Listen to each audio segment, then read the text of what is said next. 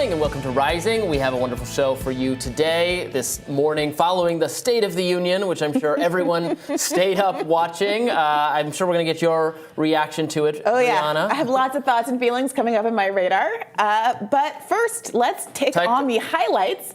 President Biden delivered his second State of the Union, of course, last night, where he spent a good portion of the night sparring with some rather unruly Republicans. All of you at home should know what those plans are. Instead of making the wealthy pay their fair share, some Republicans want Medicare and Social Security to sunset. I'm not saying it's a majority. Let me give you, anybody who doubts it, contact my office. I'll give you a copy. I'll give you a copy of the proposal. That means Congress doesn't vote. Well, I'm glad to see you. No, I tell you, I enjoy conversion. Well, Biden spent much of the speech championing achievements of his administration thus far. Notably, the president also leaned into Americans' economic dissatisfaction, delivering a populist message on the tax code. The tax system is not fair. It is not fair.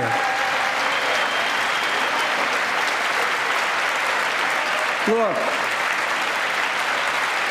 the idea that in 2020, 55 of the largest corporations in America, the Fortune 500, made $40 billion in profits and paid zero in federal taxes? Zero? Folks, it's simply not fair. We have to reward work, not just wealth. Pass my proposal for the billionaire minimum tax. You know, there's 1,000 billionaires in America. It's up from about 600 in the beginning of the term. But no billionaire should be paying a lower tax rate than a school teacher or firefighter. I mean it. Think about it. The opposition party, of course, found plenty to dislike about the president's speech. Here's Arkansas Governor Sarah Huckabee Sanders. And while you reap the consequences of their failures, the Biden administration seems more interested in woke fantasies than the hard reality Americans face every day. Most Americans simply want to live their lives in freedom and peace. But we are under attack in a left-wing culture war we didn't start and never wanted to fight. Every day we are told we must partake in their rituals, salute their flags, and worship their false idols. All while big government colludes with big tech to strip away the most American thing there is, your freedom of speech. That's not normal. It's crazy, and it's wrong. President Biden is unwilling to defend our border, defend our skies, and defend our people. He is simply unfit to serve as commander-in-chief. So I think this is very interesting. I agree with some of those criticisms that Sarah Huckabee Sanders laid out. I've been very vocal about the assaults on the First Amendment vis-a-vis government federal pressure to social media companies and others with respect to COVID and other matters. But the interesting thing is she was responding to a speech that he didn't give.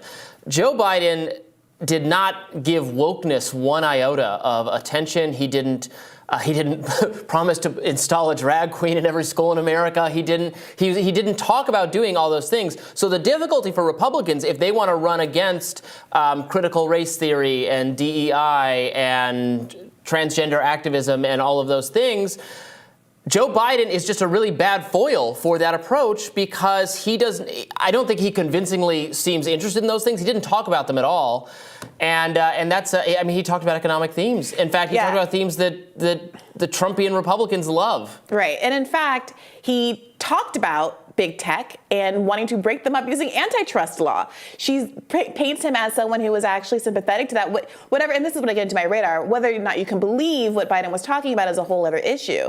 But in terms of what came out of his mouth, again, you're right. She did not respond to a speech that he actually gave. And to be honest, I like drag queens, but the only drag queen that was actually in that room was put there by the Republican Party, and his name is George Santos. So the idea that they're making this all a big hubbub about wokeness, she seems incredibly out of touch. She seems like she is not substantive and that her party is representing a whole host of unsubstantive issues.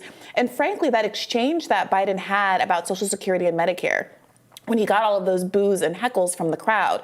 Not only did that undermine what Kevin McCarthy had said about how we're going to behave much more respectably and sensibly than what Nancy Pelosi did, ripping up the speech and doing the petty clapping and stuff behind Donald Trump. Obviously, that went right out the window. But Biden was actually able to leverage that moment into a kind of commitment from Republicans that they weren't actually going to cut those programs. So he says, okay, great, you guys are booing cutting Medicare and Social Security. You don't like cutting Medicare and Social Security? Great, I'll hold you to that. I'm glad we have bipartisan agreement on this issue and everybody stands up. It was an and claps. extremely effective setup. We just have to call a spade here. It was very well done by him. Yeah, I don't think it's not Sarah Huckabee Sanders being out of touch as much as Biden just being in touch. He's in touch, so she has nothing to, again, you can go after university professors or activists and things, but they're not. It's not Joe Biden, and that has always been. He didn't get much fodder there. That has always been the case. Every claim and concern about wokeness has been a Republican politician picking on what a company does, like Disney, picking on what a individual does, or schools. These are not elected politicians. These are choices that parents are making, where they're trying to criminalize parents who give gender-affirming care to their kids. They're trying to criminalize people wearing drag. They're trying to criminalize people who get abortion in this proposed ban, national federal abortion ban. And on the other side, on one side you have a bunch of you have laws that are being promulgated by Republicans to restrict I don't fully agree with that because... And on the other half, you have Democrats who won the culture war. Like per the Joy Reid clip that we played yesterday, yes, there are culture war victories, but you can't use laws to oppose them, or else you look like the authoritarian one in the situation. I agree with that. There are elements of this that are affected by federal guidance, federal law. That was a big thing during the Obama years. But the other thing I wanted to say is that he's not. He's not right. He's not running on those issues. I think the main area where he said something that opened himself up to charges of hypocrisy was when he slammed Big Pharma. So I wonder so conservatives made a lot about that. There's a lot of talk about, well, if you're so against Big Pharma, so against enriching Big Pharma, why have all these federal policies aligned with what's in the best interest of Pfizer, et cetera, et cetera. I think they were on more solid ground because obviously there has been a lot of law and policy coming out of the federal government that affects that sector and that is to the benefit of major pharmaceutical companies and is skeptical on civil liberties grounds. Biden took more money from that industry, from the healthcare industry and the private and the insurance industry than anybody else in the race, and there's a reason why he's in office as a consequence. But again, the Republican attack falls a little short when Biden is in this moment saying, we want to cap the price of insulin, we want to allow Medicare to negotiate drug prices. Those are policies that are too incremental and small for my taste, given the scale of our healthcare crisis.